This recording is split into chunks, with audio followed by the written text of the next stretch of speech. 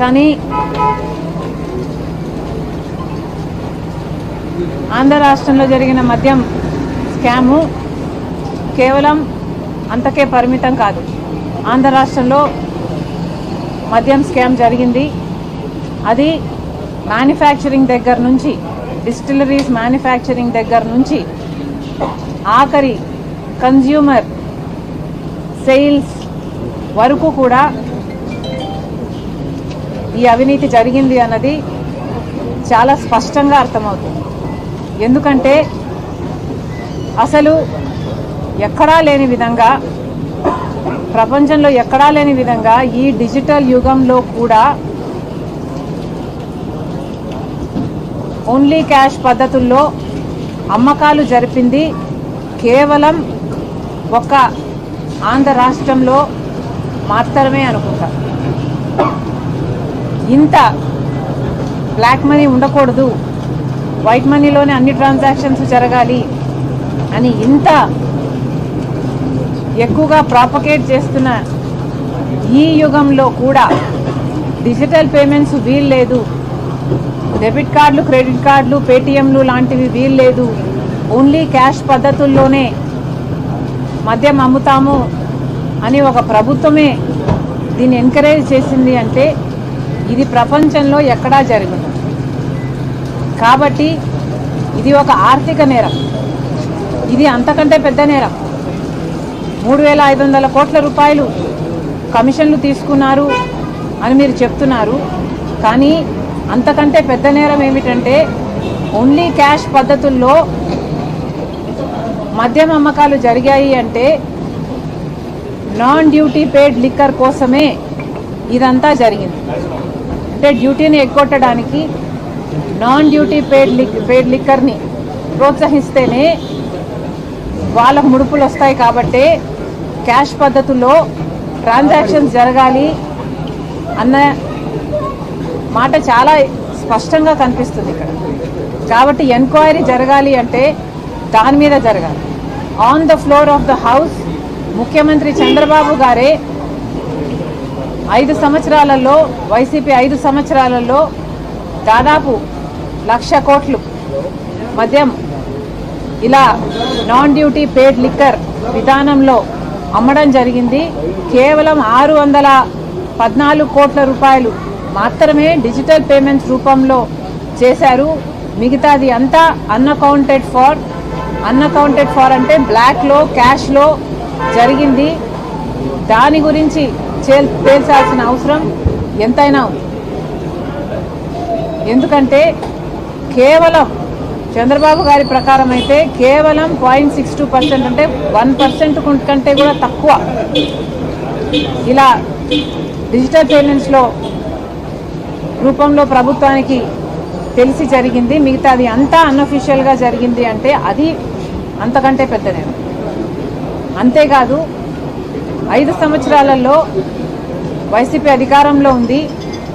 Trusted liquor బ్రాండ్స్కి ఏవి కూడా అసలు వాటికి అనుమతులు లేకుండా కొత్తవి, చీప్వి, లో క్వాలిటీ ఉన్నవి లేదా హార్మ్ఫుల్గా ఉన్నవి ఈ బ్రాండ్లని ఎందుకు ప్రోత్సహించారు? ఇది చాలా అన్ఎథికల్గా జరిగింది.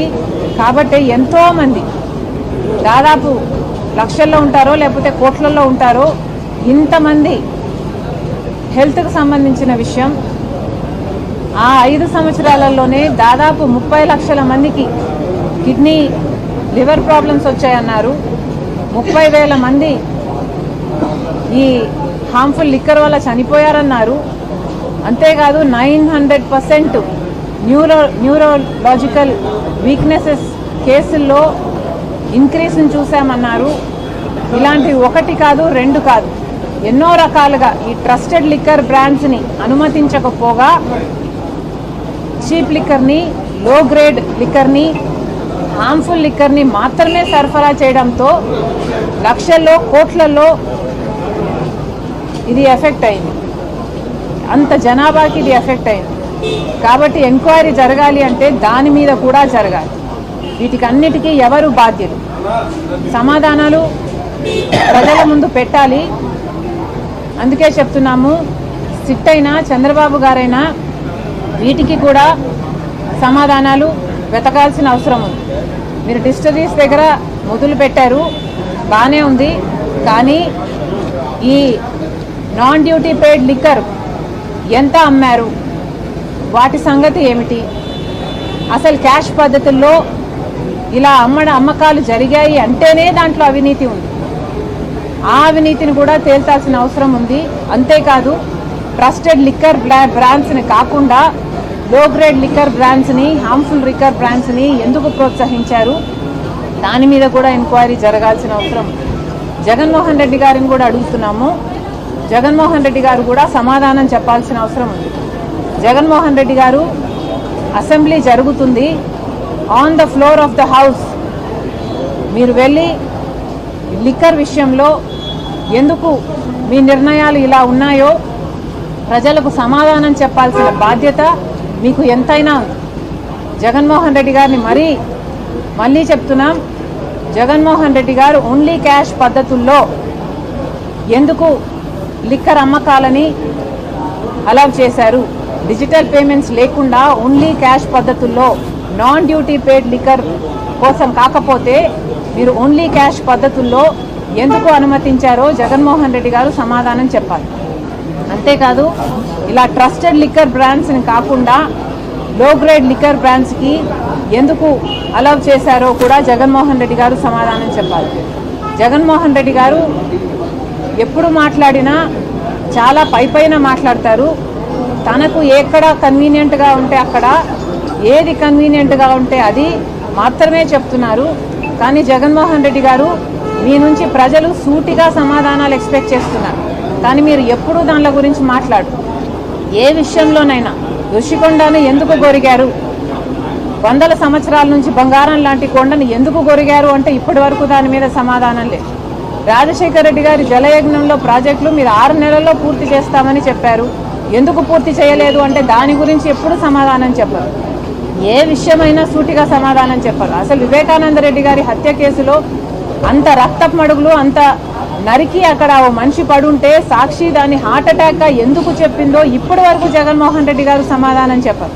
అలా సమాధానం చెప్పాల్సిన పాయింట్ని అవాయిడ్ చేసి చుట్టూతా మాట్లాడడం జగన్మోహన్ రెడ్డి గారికి అలవాటు.